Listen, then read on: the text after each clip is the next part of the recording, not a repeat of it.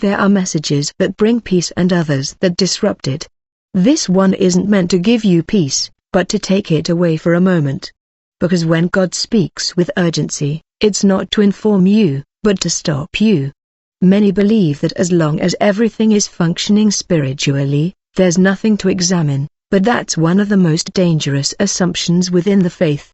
Because you can continue praying, serving, and believing and still be moving away from the center. This message doesn't arrive when everything is falling apart, but when everything seems fine.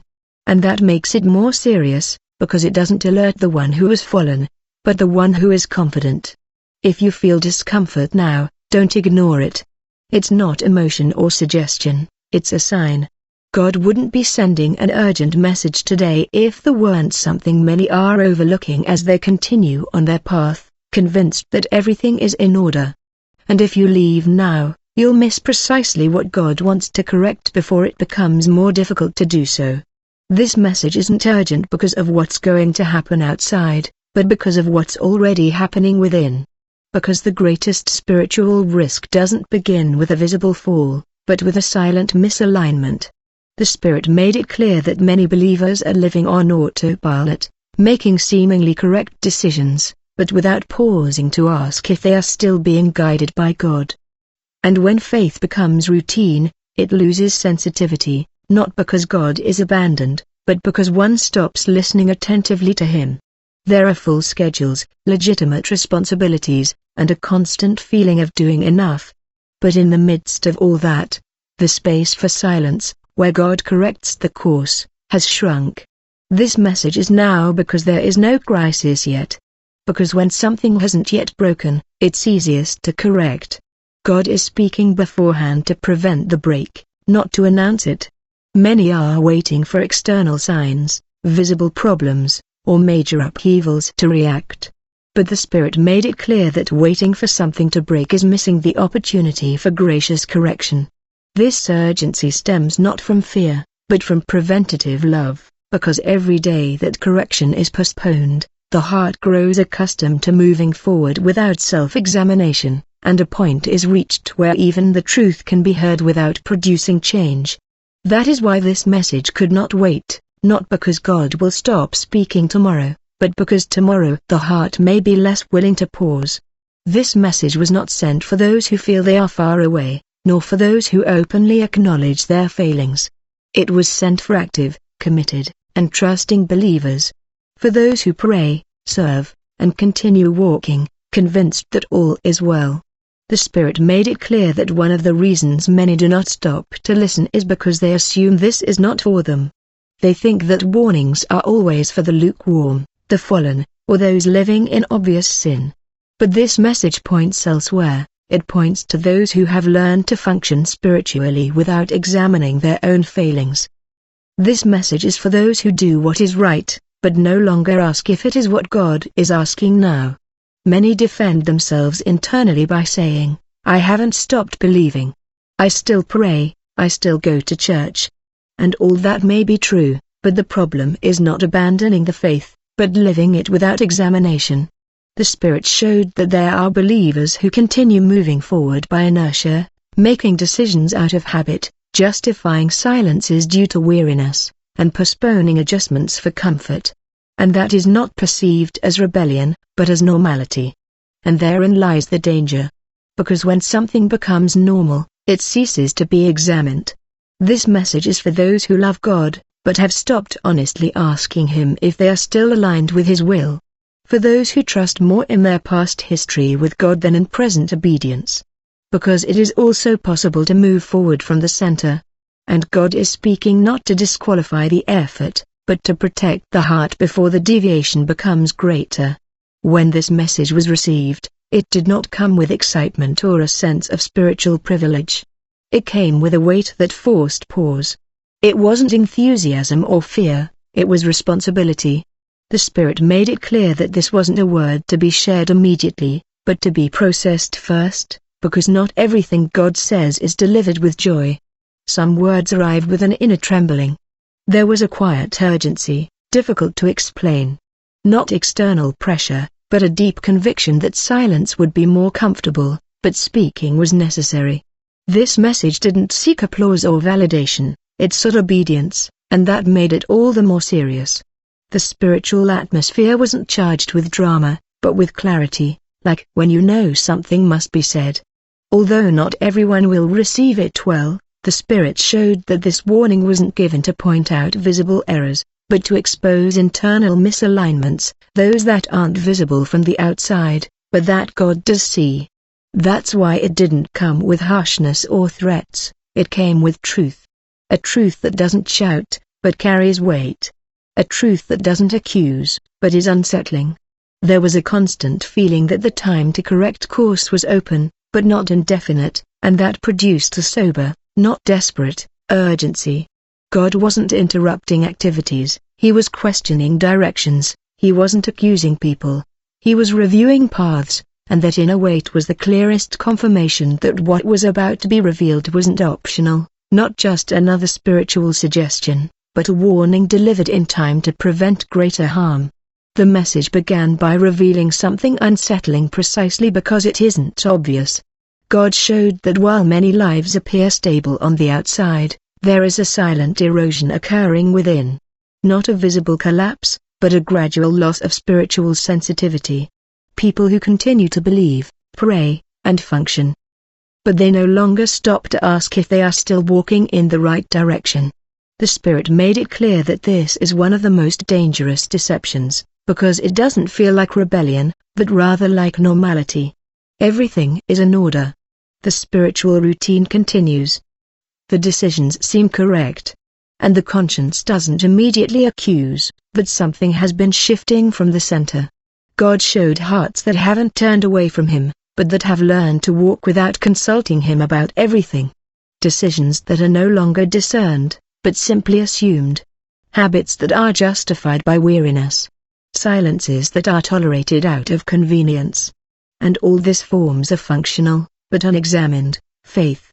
A faith that keeps moving forward, but is no longer reviewed. The Spirit showed that many confuse peace with conformity and patience with approval, believing that as long as there is no conflict, everything is fine. Without realizing that God sometimes remains silent, not because he agrees, but because he is giving time to correct. The most serious thing is that this erosion doesn't generate alarm, it generates continuity. And misaligned continuity is more dangerous than an obvious fall, because it doesn't force one to stop. God showed that there are believers who keep moving forward with conviction, but no longer with direction, relying on their past experience rather than present obedience. And that creates a confidence born not of dependence, but of habit. The message made it clear that this isn't a lack of love for God, but a lack of constant self-examination. And when faith stops being examined, it begins to depend on its own rhythm, not on the voice of the Spirit. God is seeing this now not to accuse, but to warn. Because the longer misalignment is normalized, the harder it becomes to correct, not because God is withdrawing, but because the heart gets used to not stopping. And this is why this message comes when everything seems fine, because it is at that moment that it is easiest to ignore correction. And God speaks now precisely because there is still room, still sensitivity, and still an opportunity to return to the center before inertia deepens the deviation. God clearly showed that one of the greatest spiritual deceptions is not retreating, but moving away from the center. Believing that everything is fine, the Spirit made it clear that many believers measure their spiritual state by movement and not by direction. As long as there is activity, they assume there is alignment. As long as they keep doing things for God, they believe they are walking with God. But moving forward doesn't always mean obeying. And doing doesn't always mean listening. This illusion is dangerous because it feels productive, it feels responsible, it feels right, but it can be profoundly misaligned. God showed that there are lives full of action, but empty of consultation. Full spiritual agendas, but hearts that no longer stop to ask, what is he asking for now? People live by learned impulses, inherited habits, decisions that were once right, but were never re-examined. And the problem isn't that those decisions are bad. The problem is that they cease to be discerned. The Spirit made me understand that when a faith stops consulting, it begins to function an automatic faith, and faith on autopilot loses sensitivity without realizing it. It doesn't harden suddenly, it gets used to it, becomes efficient, stable, and silently independent. God showed that may have confused maturity with spiritual self-sufficiency, believing they no longer need to pause as before, that they already know how to walk, that they already know the rhythm. And that confidence is dangerous because it displaces dependence. It's not about visible pride, but a subtle independence, a way of living where God remains important, but is no longer consulted about everything. And that shifts the center without anyone noticing. The message was clear in showing that this illusion isn't shattered by crises, but by examination, because while everything is working, there's no reason to stop. And that's why God is speaking now, before something breaks, not to generate fear, but to provoke reflection. The Spirit made it clear that many are not in open sin or conscious rebellion. They are simply walking fast, confident and without reflection. And that state is fragile, because when a decision arrives that demands costly obedience, the heart is not trained to stop or to discern. He has learned to move forward, not to surrender. God showed that the danger is not in moving forward, but in doing so without returning to the center. Because a faith that moves forward without alignment can go very far in the wrong direction without realizing it. And this warning is not meant to stop the journey, but to correct the course, while it is still possible to do so gently and not with rupture. The Spirit showed that one of the most dangerous stages in the spiritual life is not when faith weakens, but when it functions without dependence, when it produces visible results, but has reduced its level of surrender. God made it clear that there is a faith that continues to operate, continues to bear apparent fruit, continues to sustain an ordered life. But it no longer springs from brokenness, but from habit. It no longer responds to the voice, but to habit. And that faith does not feel empty, it feels stable, efficient, and confident. That's why it's almost never questioned, because there's no chaos to force it to examine itself. The Spirit showed me that many people haven't stopped believing, they've stopped depending. They learned to walk with God up to a certain point and then began to walk with the experience of God, trusting more in what they've learned than in what He keeps saying. And that's subtle because it doesn't sound like rebellion or pride, it sounds like maturity, stability, and security. But when faith stops depending, it stops listening with the same urgency. It no longer stops easily, no longer asks before deciding, but asks afterward to confirm. And that changes everything. God showed that a functional faith can sustain an entire life without collapsing, but it can't withstand moments where uncomfortable obedience is demanded, because it wasn't trained to surrender, but to function. The Spirit made it clear that dependence isn't noticeable when everything is calm. You can tell when obedience is difficult, when you have to let go, when you have to stop, when you have to say no. And many believers have lost that spiritual strength, not because they don't love God, but because they have spent a long time making decisions without consulting Him. The message was firm in showing that a faith that doesn't depend becomes vulnerable, even if it remains active. When an instruction arrives that doesn't fit with logic, the agenda, or comfort, the heart doubts, resists, or procrastinates, revealing that dependence has been weakening without anyone noticing. God isn't pointing this out to accuse, He's revealing it because there's still time to retrain the heart, to depend, to pause, to listen before moving forward. The Spirit showed that this correction isn't made with more activity, but with more surrender, not with more noise, but with more silence, because only in silence do we see how much we truly depend. And this warning doesn't come to undermine stability, but to restore depth, because a faith that depends may walk slowly, but it walks in alignment, and that's the only thing that sustains us when the pressure increases. The Spirit made it clear that one of the most effective weapons for extinguishing vigilance isn't obvious sin, but accepted comfort. Because comfort doesn't generate alarm, it generates calm. And misunderstood calm lulls us to sleep. God showed that many believers don't live in rebellion or disorder. They live in a comfortable faith, a faith that doesn't challenge decisions, disrupt routines, or demand profound adjustments. And this is perceived as a blessing because everything works, there is peace, stability, and no visible crises. But this same stability becomes anesthesia when it ceases to be examined. The Spirit helped me understand that spiritual comfort doesn't arrive suddenly, it comes as legitimate relief after difficult seasons. And that's where it becomes dangerous, because what began as rest ends as complacency. The heart gets used to a version of faith that no longer confronts, no longer demands, no longer pushes one to deny oneself. And without realizing it, one begins to defend this comfort as if it were equilibrium. God showed that many confuse peace with the absence of internal conflict, when in reality, true peace can coexist with confrontation, adjustment, and costly obedience. But comfort eliminates that tension, and when the tension disappears, so does vigilance. The Spirit showed that a comfortable faith feels no urgency because everything seems to be in order. There's no need to delve deeper because there's already enough to know. There's no need to stop because there are no external signs of danger. And that's what anesthesia is, continuing to walk without feeling that anything is wrong. While sensitivity slowly fades, God made it clear that spiritual comfort is not a sin in itself. The problem is when it becomes the criterion, when one begins to avoid everything that makes one uncomfortable, everything that confronts, and everything that demands sacrifice. Because then faith stops building character and begins preserving comfort. The Spirit has shown that many messages today seek to soothe rather than awaken, to confirm rather than correct, and to alleviate rather than align, because that retains people, but it doesn't prepare hearts. And this warning comes precisely because comfort has become normalized, defended, and even spiritualized. When in reality, it is weakening our ability to respond quickly when God speaks.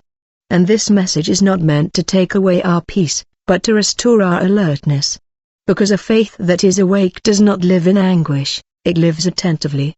And God is calling us to emerge from an anesthetized faith before this lack of vigilance has deeper consequences, not external, but internal, because when the heart becomes accustomed to comfort, it begins to resist any call that implies discomfort. And that is what must now be explained before we go any further. The Spirit revealed something unsettling. God does not stop speaking when faith grows cold. What changes is the place His voice occupies. At first, it is still there, clear and recognizable, but it is no longer urgent, it no longer interrupts, it no longer displaces other voices. It becomes just another option within the daily noise. And that's dangerous because it's not perceived as a loss, it's perceived as adaptation. The believer continues to pray, continues to read, continues to listen to messages, but the voice of God no longer governs decisions, it accompanies, it no longer forcefully corrects, it suggests, and that change is subtle, but decisive.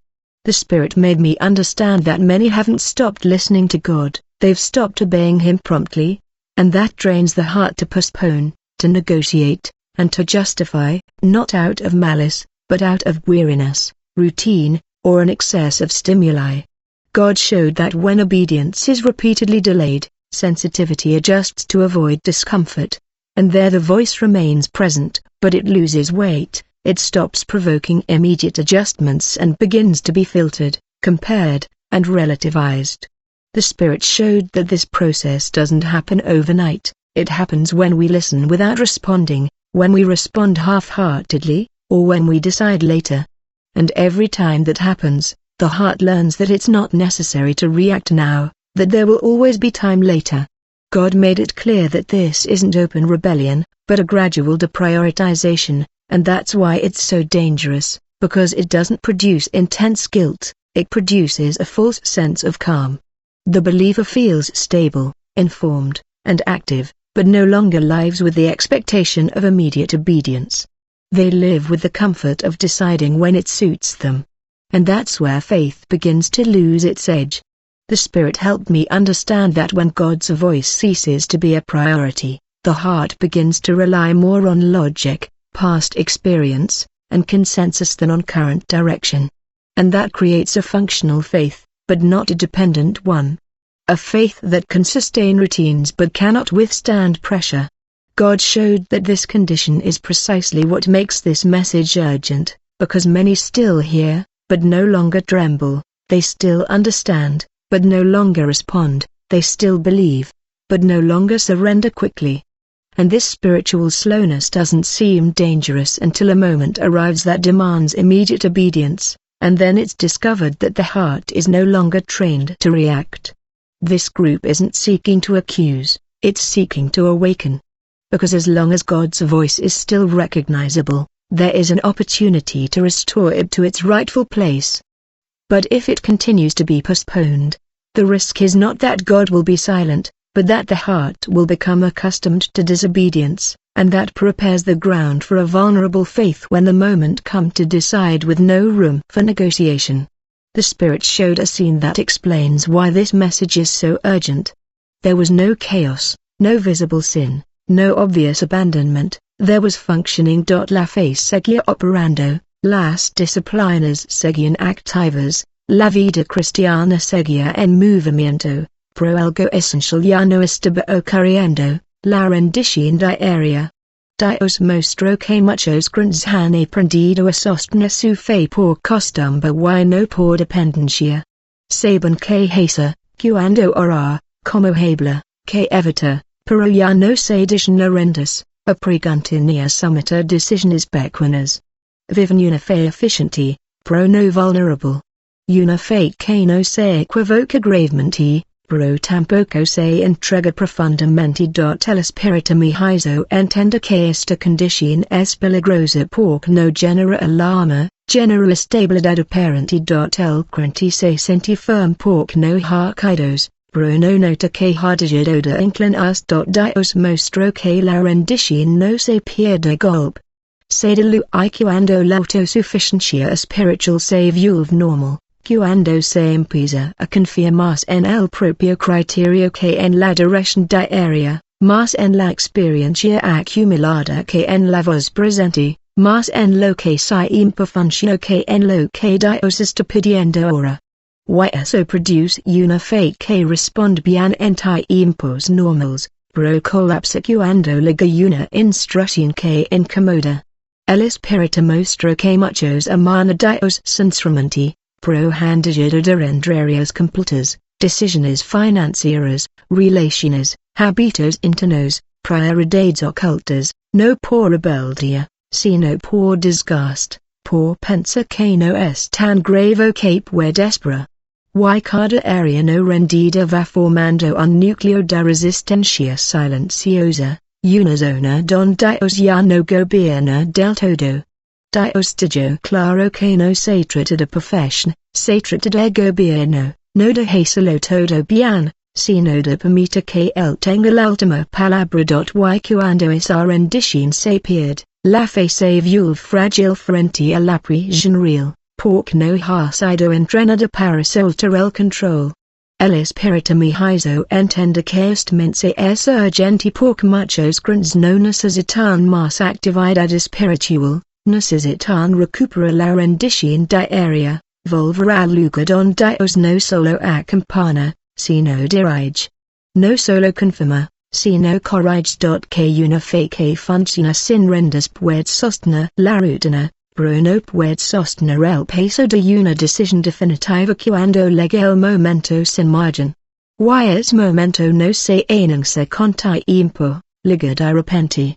Por eso Dios está hablando ahora mientras todavía hay espacio para volver a rendas sin presión externa, mientras todavía se. It can train the heart to obey without compromise. And this lesson sets the stage for something even more serious, because what follows reveals what happens when this functional faith is put to the test. The Spirit showed something that was more moving than any external vision. There was a point where God stopped insisting, not because he grew tired or withdrew his love, but because the heart had already decided not to stop. It wasn't silence born of abandonment, it was silence born of respect. God showed that there are times when he speaks with urgency and others when he observes with sorrow, not because he cannot intervene, but because forcing obedience destroys the relationship. The Spirit made me understand that when a warning is repeatedly ignored, the problem is no longer a lack of information, but a lack of willingness. And at that point, God doesn't argue, He allows, observes, and lets the path reveal its fruit. This doesn't happen overnight. It happens after many small opportunities ignored, adjustments postponed, convictions softened, and decisions justified. The believer doesn't feel like they are drifting away from God. You feel like everything is the same, but something is changing in heaven. There is no more constant correction, only silent waiting. God doesn't withdraw His presence, but He stops interrupting.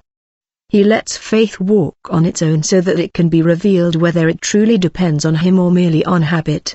The Spirit showed that this is one of the most dangerous states because it is mistaken for peace. The believer thinks everything is fine because there is no internal conflict, no discomfort, no correction. But that calm isn't always approval, sometimes it's the result of having stopped listening. God showed that when faith ceases to be examined, it becomes vulnerable because it no longer receives adjustments, it is no longer refined, it is no longer corrected. And when real pressure arrives, that faith is left exposed and unprepared. The Spirit made me understand that this message is urgent because many are entering this stage without noticing. They don't feel rebellion, they feel normality. They don't feel distance, they feel stability. But God sees something different, hearts that no longer stop when He speaks, lives that no longer pause to examine their direction. And that doesn't produce immediate consequences, it produces something more serious, a confidence without backing. God isn't saying this to frighten us, He's saying it because there's still time to stop before He merely observes, before faith is tested without warning. Because when God stops warning, it's not punishment, it's a sign that the window is closing. And this understanding prepares the heart for what comes next, because what follows reveals what happens when that faith is finally confronted. The Spirit showed that the test that reveals the true state of faith almost never arrives announcing itself. It doesn't come with clear signs or time to rearrange priorities. It arrives as an unexpected decision, a sudden pressure, or an instruction that allows no negotiation, and at that moment, everything that has been silently forming is exposed. God showed that many believers imagine the test as something big and obvious, open persecution, a visible crisis, or an extreme choice. But most of the time, the test begins with something much simpler, and that's why mas peligroso. Una decision pequena que exige obediencia en mi dieta, una renuncia que incomoda, una correction que no se puede postergar. Y se revela si la fe fue entrenada para render solo para funcionar. El espíritu me hizo entender que cuando la fe ha sido sostenida por costumbre y no por dependencia, la reacción natural es resistis, justificar o posponer, no porque la persona no ama Dios, sino porque no aprendió a soltar el control cuando cuesta. Dios mostró que muchos crentes se quiebran, no en grandes pruebas, sino en pequeñas obediencias que nunca practicaron. Porque una fe que no se ejercita en lo secreto no responde bien en lo inesperado. El Espíritu mostró escenas donde la prisión no era externa, sino interna. El creyente sabía que debía. He wanted to do it, but he didn't have the strength to do it because he never trained his heart to obey unconditionally. And that produces a silent fracture, not an open rejection, but a constant internal negotiation. God showed that this is why many falls don't happen because of malice, but because of a lack of preparation. Faith wasn't designed to improvise obedience under pressure. It was designed to live in surrender before the pressure arrives. And when that surrender is absent, the trial reveals the fragility. Not because God seeks to expose, but because the spiritual life responds to what has been cultivated. The Spirit made me understand that this message is urgent because there is still time to train the heart, to return to obedience in small things, to surrender everyday decisions before a trial arrives that leaves no room for error. God isn't announcing disaster, He is offering preparation because the faith that learns to obey now will not be caught off guard later. And this section isn't the end, it's the prelude, because what comes next reveals the core of the message God is sending today and why it cannot be ignored. What God revealed was not a future scene or a symbolic warning. It was a clear, stark, and unadorned statement. He didn't say judgment is coming, nor did he mention dates. He said something more unsettling. He said, "Many believe they hear me, but they no longer obey me." And that was the central revelation, because everything before pointed to that, not to an external event, but to an internal condition. God showed that the problem isn't a lack of messages, but the accumulation of postponed decisions. Deferred obedience has become the most accepted habit within the faith. People listen, they agree, they understand, and they continue anyway. And that has created a spiritually informed generation, but one that is internally incomplete. God was clear in showing that the urgency isn't about something happening outside today, but about something already happening inside. Hearts that no longer react quickly when he speaks, consciences that negotiate instead of obeying.